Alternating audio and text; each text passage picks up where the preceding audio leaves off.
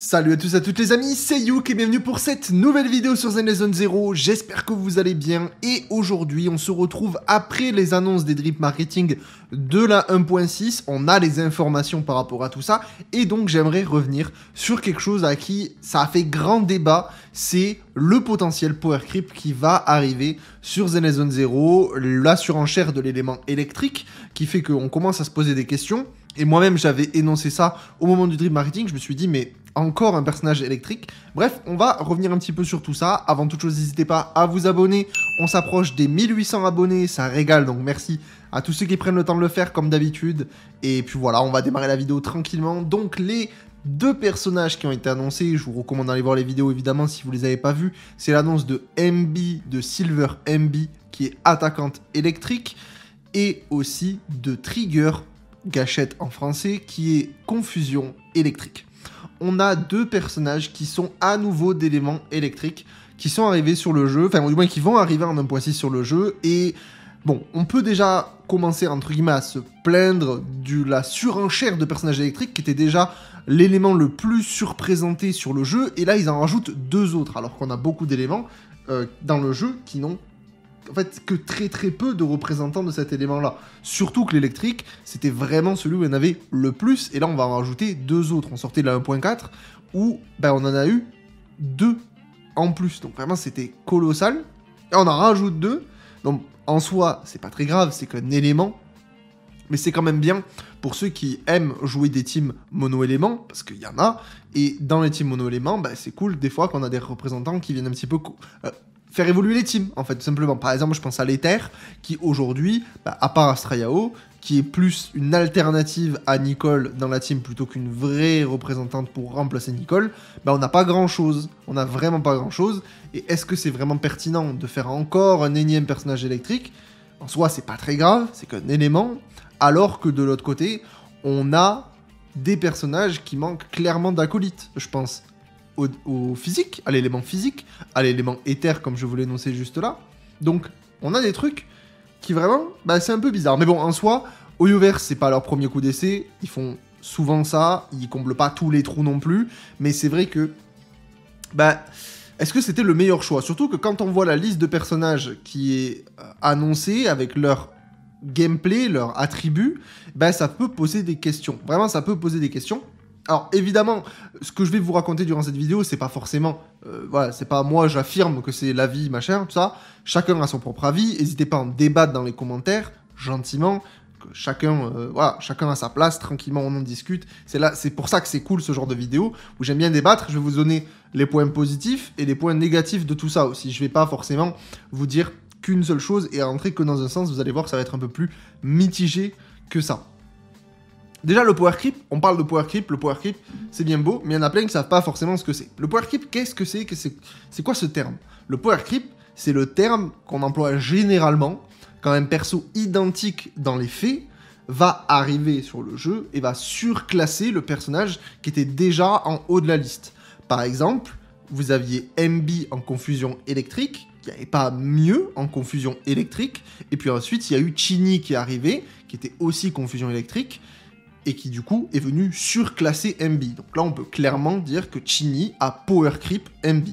Elle l'a dépassé en puissance. Bon, ce qui est totalement logique, étant donné que MB est un rang A, et Chini un S limited. Mais c'est pour que vous compreniez vraiment cette logique. Et par rapport à ce power creep existant sur les personnages, le jeu il va finir par se calquer par les personnages qui sont en haut du panier du jeu, et du coup, forcément, ils vont monter en difficulté un petit peu les adversaires, les points de vie, la résistance, etc. Et ça va rendre forcément, par extension, les personnages anciens de moins en moins pertinents. Et dans la finalité, ils seront de moins en moins jouables, ce qui va obliger les joueurs à pull sur les nouvelles bannières. Donc forcément, ça fait gagner de l'argent pour Hoyoverse, hein, dans la finalité. C'est comme ça. Dans un sens, c'est les gachas. Ça fonctionne toujours comme ça. Il y a beaucoup de jeux où vraiment le power creep est très centralisé, d'autres qui le sont beaucoup moins. Genshin a un power creep qui est vraiment tranquille, contrairement forcément à du HSR qui est un peu plus énervé par rapport à ça. Et on a l'impression quand même que Zenless Zone Zero va suivre un petit peu le train de HSR. Évidemment, il faudra voir, parce que là, pour l'instant, les personnages auxquels on va parler, on n'a pas d'informations. Donc vraiment, on commence à s'interroger par rapport à ça, ce qui est normal, mais il faudra dans tous les cas attendre les kits, les détails sur les persos pour vraiment en fait crier. S'il faut crier power creep, bah il faut quand même qu'on ait une bonne raison. Voilà. Donc d'abord ne crions pas au power creep, on réfléchit par rapport à ça, on verra bien lors du live 1.6 voir un petit peu les informations. Mais de notre côté, qu'est-ce qu'on a? On a eu MB lors du Dream Marketing de la 1.6. MB qui est donc attaquante électrique et récemment en 1.4, donc il y a même pas, enfin voilà, ça fait même pas un patch, hein. On vient d'arriver tout juste en 1.5, on a eu Arumasa qui venait d'arriver, qui était aussi attaquant électrique. Donc là on se dit, ah, déjà Arumasa il vous a fatigué, on en fait un autre, qui forcément, en plus, on s'étonne pas trop, moi j'imagine bien que MB elle va être turbo broken, mais on verra bien. De toute façon, comme une fois, là on n'en sait rien, mais j'imagine bien par le personnage, par rapport à ce qu'elle représente, qu'elle va être bien forte. Et ça, on verra, là je m'appuie sur rien du tout. Mais dans les faits, voilà, encore un nouveau personnage attaquant électrique, donc forcément, elle va venir en concurrence d'un Arumasa. Alors, d'un côté, l'argument qu'on peut se dire, c'est ok, mais Arumasa, de toute façon, il était gratuit, donc en vrai on s'en fout, c'est normal qu'il soit moins puissant qu'une MB qui va arriver. Alors oui et non, parce que MB, l'avantage, c'est que c'est un S-Limited, mais Arumasa aussi. Parce que même si là, il est gratuit, il le sera plus indéfiniment. Hein. Je sais plus jusqu'à quand c'est la date butoir, mais je pense que passé la 1.5, il sera plus gratuit, le personnage.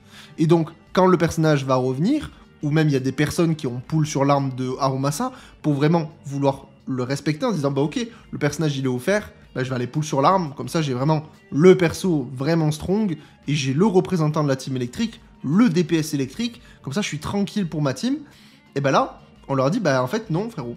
Non, tu as un attaquant électrique qui arrive, qui sera probablement plus puissant. Je dis probablement, encore une fois, vous avez bien compris qu'on n'a pas les informations. C'est probablement, on verra.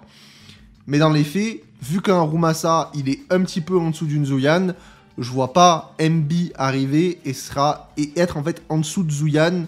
Je la vois vraiment exceller personnellement. Donc, encore une fois, on verra quand on aura les informations. Pareil au niveau de Trigger. Trigger, qui est un personnage du coup, ou gâchette, hein, confusion électrique. Donc forcément, quel est le personnage confusion électrique qui est actuellement en place et qui est très très bien en place sur le jeu? C'est Chini. Chini, on se dit, bah ok, du coup, bah... Ok, bah au revoir Chini. On peut se poser la question. Au revoir Chini. Et en fait, là où c'est bizarre, c'est que on sort d'une nouvelle équipe électrique.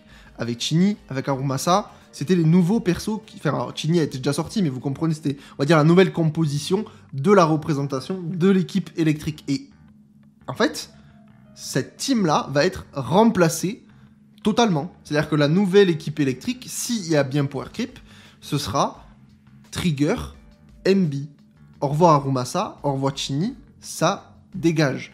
Et attention, les personnages, je tiens quand même à vous affirmer que si Power Creep il y a, les personnages seront toujours jouables.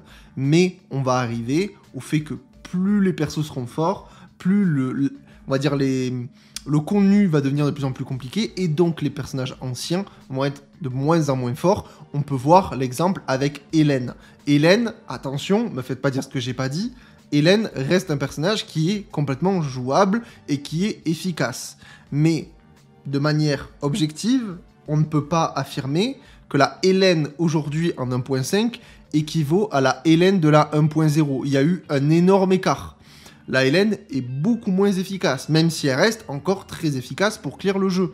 Attention, mais il y a clairement une baisse d'efficacité, malgré le fait qu'on a eu des persos qui sont là pour la boost, comme par exemple Lighter, qui est venu lui redonner un petit coup d'entrain. Donc, on voit que petit à petit, il y a des personnages qui vont commencer en fait à s'essouffler. On peut le voir aussi, on pourrait y réfléchir en disant bah ok, Hélène c'est le cas, donc peut-être que Zuyan ça va finir par être le cas, probablement, mais pour l'instant on a encore la chance que Zuyan est très efficace au niveau de son kit, son burst DPS lui permet d'être très efficace, et pour l'instant on n'a pas encore d'attaquant Ether qui viendra remplacer Zuyan, donc on verra à ce niveau là. Mais bah là forcément, tu mets par exemple une Hélène, qui déjà il y a une Miyabi qui est arrivée, alors même si c'est anomalie, l'autre c'est attaquant, ça reste quand même un power creep, ça reste à noter, hein. Puis surtout c'est pas n'importe quel power creep, parce que vraiment une Miyabi, c'est venu cartoucher Hélène, on va dire. Mais le jour où si jamais il y aura une différence entre peut-être des mobs avec une résistance anomalie et ben là forcément une Hélène en faiblesse glace sera plus intéressante qu'une Miyabi. Ça pourrait être dans le futur quelque chose d'intéressant pour vraiment pas supprimer les personnages, dire bon ben ça y est, ce personnage, ouais, je vais pas le sortir parce que vraiment ça craint quoi. Ça serait intéressant, il faudra voir comment ils feront par rapport à ça, mais dans tous les cas, les personnages seront toujours rejouables. Ça, c'est ça qui est bien. D'une, si vous faites le mode histoire, bon, bah là, à ce niveau-là, si vous faites que le mode histoire, vous n'aurez aucun problème. Hein. Il y aura le power creep, vous le sentirez pas. Ce sera vous tapez, vous rentrez dans tout, ce sera tranquille. C'est vraiment sur le endgame où, quand on va commencer à atteindre le haut du endgame, là, vous allez vraiment sentir qu'un personnage, même en assaut mortel, vous allez sentir qu'un personnage, bah, il va commencer vraiment à avoir vraiment du mal et qu'il faudra encore plus respecter le personnage pour que le personnage arrive à suivre des personnages qui demandent moins d'investissement parce qu'ils sont turbo fumés. Il y a aussi une possibilité de variante qui existe au niveau de tout ça. Parce que on n'est pas obligé à ce que Trigger, techniquement, ou Gâchette, hein, je dis Trigger parce que Gâchette, j'ai du mal avec son nom, Trigger. Et Trigger, on n'est pas obligé que ce soit un power creep à 100%. Ça peut être aussi un système de confusion qui sera différent. Un petit peu à la manière de Lighter avec Chini. On a vu que Lighter, il faisait pas du tout le même système pour faire de la confusion qu'avec Chini. Et Lighter, ça devient du coup un burst confusion. Quand il arrive, il met beaucoup de confusion et il repart. Peut-être qu'on aura un système différent de manière de mettre de la confusion. On verra. Mais en tout cas, si on est sur un système de confusion classique comme Chini, bah en fait, si elle a des plus hautes valeurs, eh ben elle sera plus efficace que Chini, tout simplement. Donc elle va power creep Chini, tout simplement. Mais ça, il faudra voir sur les annonces, en fait, tout simplement. Mais ça peut commencer à nous en faire réfléchir en disant, bah ok, là, bah, c'est un peu inquiétant, je sais pas trop où on va. Et en vrai, je me pose vraiment la question, est-ce qu'ils vont oser power creep un Harumasa, déjà? Vraiment, parce que, je veux dire, c'est chaud, quand même. C'est chaud, le personnage vient de sortir. Donc vraiment, c'est compliqué. Et l'excuse du gratuit, j'ai du mal à l'entendre. Étant donné que le personnage, il sera pas sur la bannière permanente.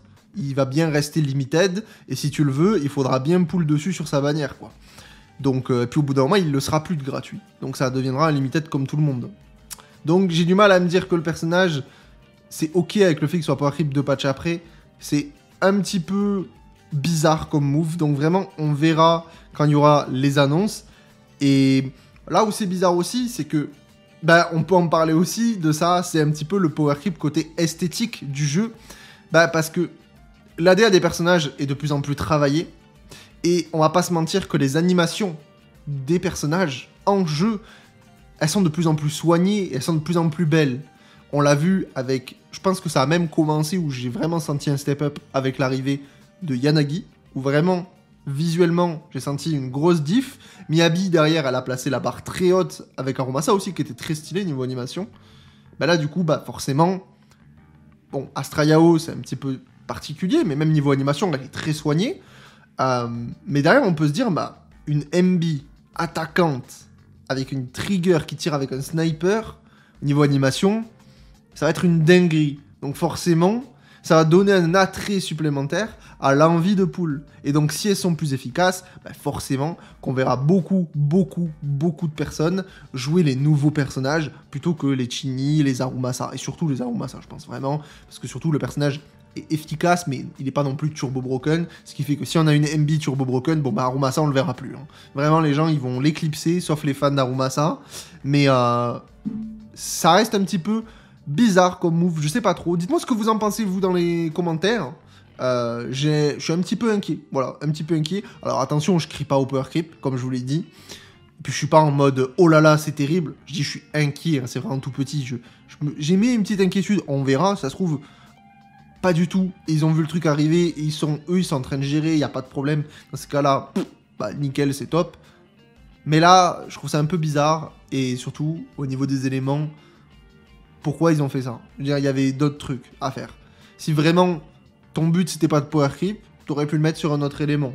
Il y avait d'autres éléments à faire. Attaquant physique, ça existe pas en limited. Confusion physique, t'as fait plus le crack et confusion physique A. Ouais, tu pouvais faire une confusion physique S aussi, hein, ça aurait pas choqué, hein, de mettre deux confusions d'éléments différents. Donc pour ça, j'ai vraiment l'impression qu'ils cherchent à power creep volontairement. On verra si je me trompe.